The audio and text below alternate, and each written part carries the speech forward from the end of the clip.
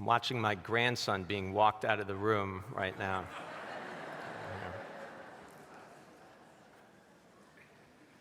Shana Tova. I find myself in a very reflective mood this morning. First day of Rosh Hashanah, 5786. I know that that's how we come to shul on the holidays. We do feel the sense of the holidays as a spiritual challenge, as an opportunity to think and reflect. Hasn't been an easy year, not an easy time, and it is our tradition to reflect on the year that is ending at this season and also to look forward to the year that is about to begin. And that's exactly what I've been doing these last months, very, very much so, as I approach my final year as your senior rabbi. Only 8 months left. But who's counting? So I really am reflective. You know me. I am a sentimental person by nature, just the way it is. So many memories for me here. It's unbelievable. When I think about all the Rosh Hashanahs over the years and my time with all of you during these sacred days, I think also, just particularly today, can't help but remember the very first Rosh Hashanah service I ever conducted at Bethel. It was Sunday evening, September. It was the 20th day of September. The year was 1998, so it's 27 years ago. 27 years ago. I was a much younger rabbi, entirely inexperienced. Some of you probably remember in those days there were enough people in the building on Rosh Hashanah Eve that we actually had 2 services.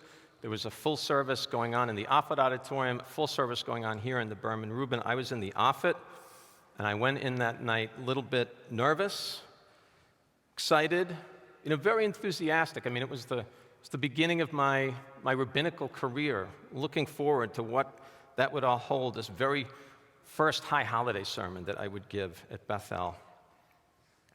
So here's a quiz for you. Some of you were in the room that night. What did I speak about that night? I don't remember either. I don't remember either. I think I talked a little bit about my bubby, my father's mom, my bubby. Very influential on me. My bubby had a profound influence on my Jewish identity. My bubby 27 years ago was still alive. It was her last, she was here in Baltimore. It was her last Yontif season. She was 98 years old. She was in failing health. And she died in February of 99. And my youngest, Meirav, who is in the back today with her fiancé, Rabbi, Meirav was born during my bubby Shiva, And I think that night I talked about my bubby, but I honestly don't remember much of what I said. What I do remember very clearly from that first night, however, is the Shehecheyanu blessing that we recited together as the cantor in the Offit concluded the Kiddush. And you know that prayer well. We just said it with the shofar service. Say it with me just for a moment. Shehecheyanu, Baruch Atah Adonai, Eloheinu melech haolam, Shehecheyanu v'kiyamanu, Higiyanu, Azman Hazeh.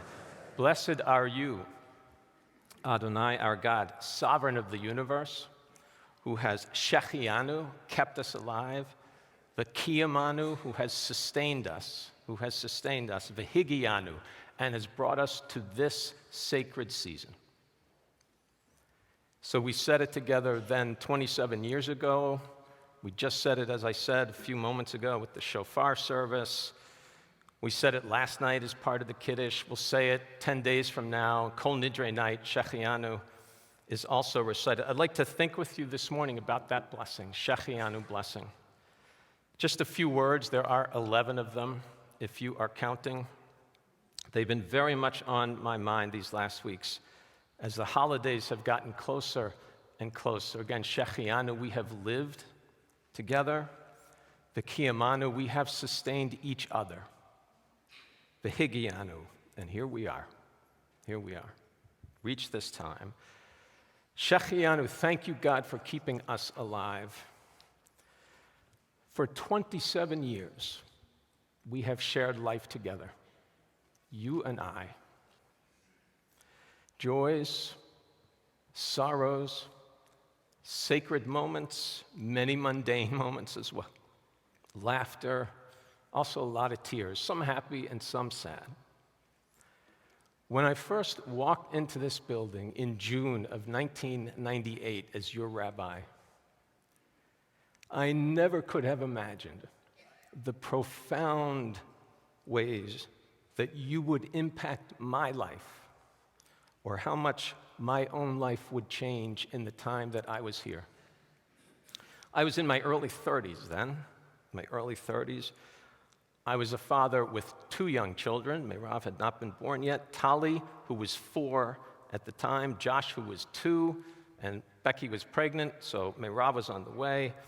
Becky was by my side. We had hopes. We had dreams, as we all do. But the truth is, like it is for all of us, we never know what a future will hold. It's like blinking an eye. 27 years goes by. And here I am with all of you, my 28th high holidays here at Beth El. Tali, who was 4 then, 31. I know I have a 31-year-old kid. Can you imagine that? Married to Austin. Josh is 29 now, engaged to Sam. Meirav, always the baby, because as you know, the baby is always the baby, is, as I said, engaged to her fiancé, Ravi, and somehow, astonishingly to me, is 26 years old. And most amazing to me, I have become a Zaidi. As Gail and I and Austin's parents, Marshall and Joanne, welcomed little Rami Jude into our families just about a month ago. I don't know if Rami's still in the room. I think he's in an undisclosed location right now. And in the 27 years that I have been with you, I've had the honor of watching your families grow. Where's Anna? Right there, right?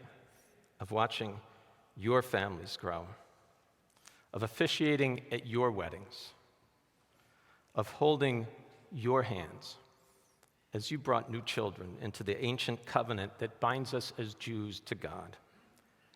I have watched your eyes shine with pride when you see a child or a grandchild stand at the Torah and chant from that ancient text that binds us together as a people at their bar or bat mitzvah. I've cried with you. I'm a crier. I know it, okay? I've laughed with you. I've celebrated with you. Every corner of life. I mean, everything. And we've changed together over 27 years. You know, 27 years, that's a good chunk of time. I mean, a lot of life is lived in 27 years. Jerry, we met you were in your 30s, right? You were in your 30s. Now what are you, 42? If you're in your mid-80s now, when we met, you were in your 50s, okay? Younger than I am now. Think of how your life has changed since you were in your 50s. In 27 years, weddings, divorces, babies are born, families grow, people grow old and pass away, children become b'nai mitzvah. In 27 years, the world can change dramatically. I mean, and it sure has in the last quarter century plus. In 27 years, the Ravens can win 2 Super Bowls. Right? Sorry about last night, but 2 Super Bowls. The Orioles, In 27 years, people go from being in the middle of their careers, you know, like the height, with all the energy and ready, to their retirement.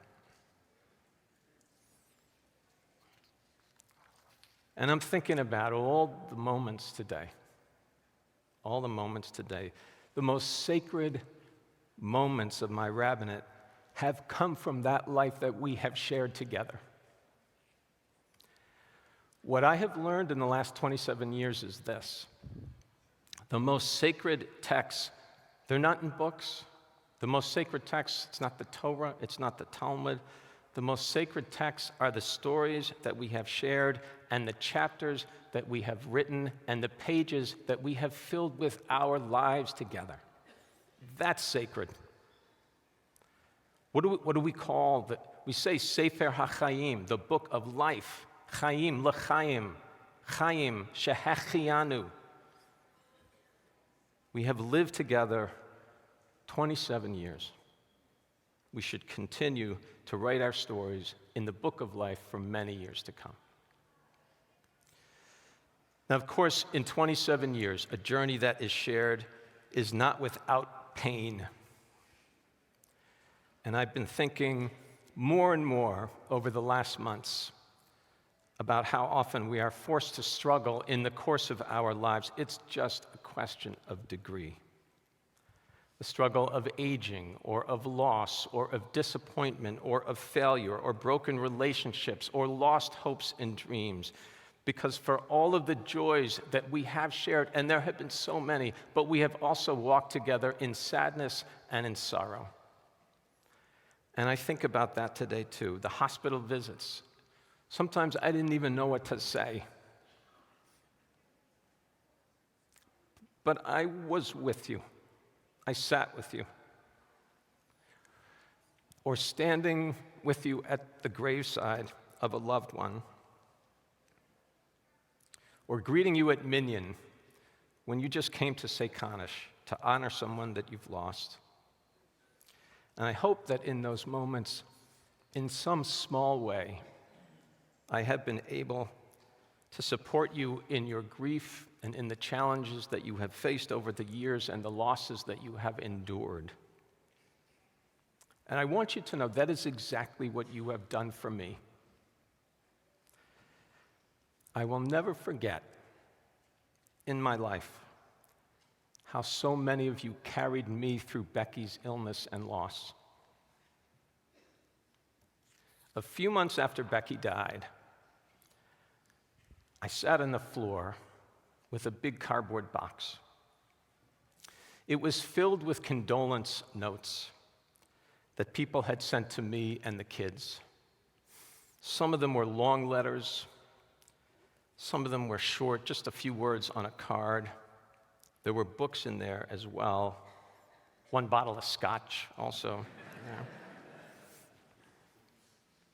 I started counting the notes that day, the notes that you all had sent me. There were over 1,000 notes.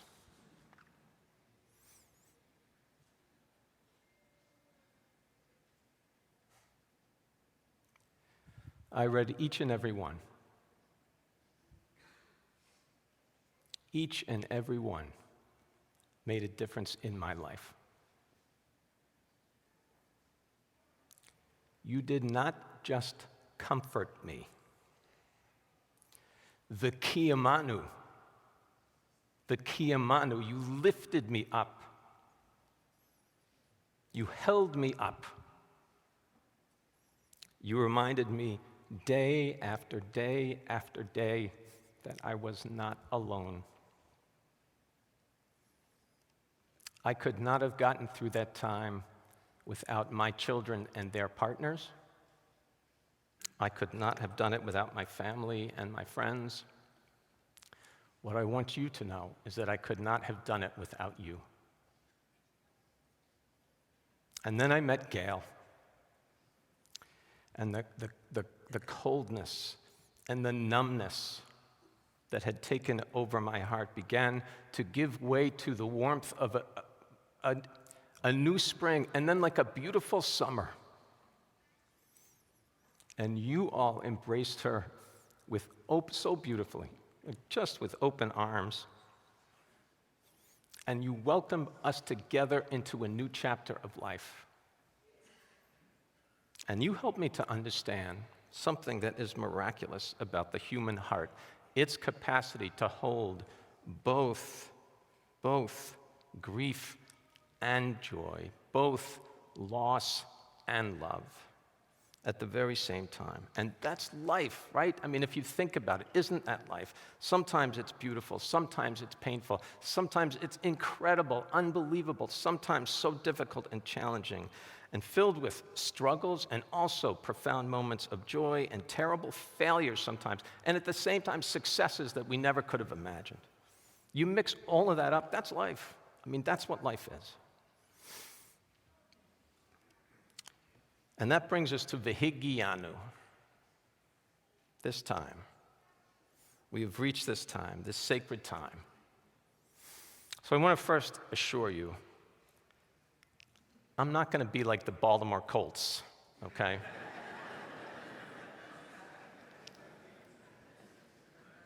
Running out of town in the middle of the night, moving truck on 95 or wherever it went. I'm not going to disappear.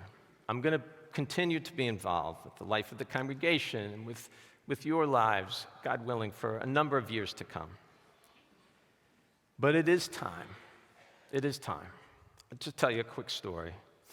Some months ago, I walked into morning minyan. It was Friday. I usually go on Friday. And Helene Lutz, I don't know if Helene's in this room. Is Helene here? Helene's over there. Helene was with her grandson, Isaac. Isaac's about 2.5 years old at this point. And they were sitting in the back of the Gorn Chapel, which is where they sit. And I walk in, and Isaac looks up at me, 2.5 years old, and he points at me. And he calls out, "Rabbi, Rabbi." And I realized in that moment that 4 generations of Isaac's family have called me Rabbi. Helene's parents called me Rabbi. Harvey of blessed memory, who I miss to this day, whom I knew well for years, was honored to officiate at his funeral. He called me Rabbi. Arlene, who I just saw in the parking lot, walking in, called me Rabbi. She's today celebrating a new year. Helene and Randy, her husband, have called me Rabbi. Their son, Andrew, and daughter-in-law Melissa have called me Rabbi, officiated at their wedding. And now little Isaac, 4 generations. And then I began to realize there are other families as well. The Hackerman family, 4 generations, the Offit family, and other families too. And I want to say this very clearly. It's important to me. It's important to me that I can say this to you. The greatest privilege of my life, of my whole life, has been sharing this 27 years with all of you. Many rabbis never, ever get close to experiencing anything like that. You have to be so lucky. And I have been lucky. No one could have ever explained it to me. And honestly, I don't think I can fully explain it to you or to anyone else what a profound privilege and blessing it is to be with a family as their rabbi through the generations on the journey of life. It is an incredible gift that you have given me. I will always hold it. I will always honor it. I will always cherish it. But it is time. Shehecheyanu. It's time for me to be called Rabbi a little bit less.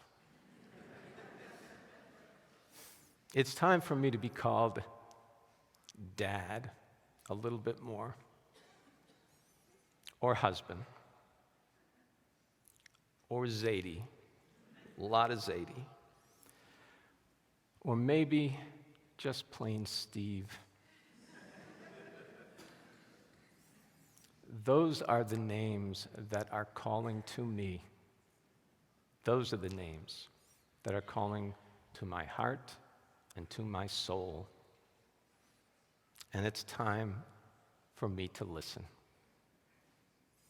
Even as we all walk forward into a future that I hope and pray will be filled with light, will be bright, and that it will contain our future, peace, health, hope, and love, this year for many, many years to come.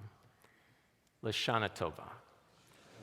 May we all be inscribed in the book of life.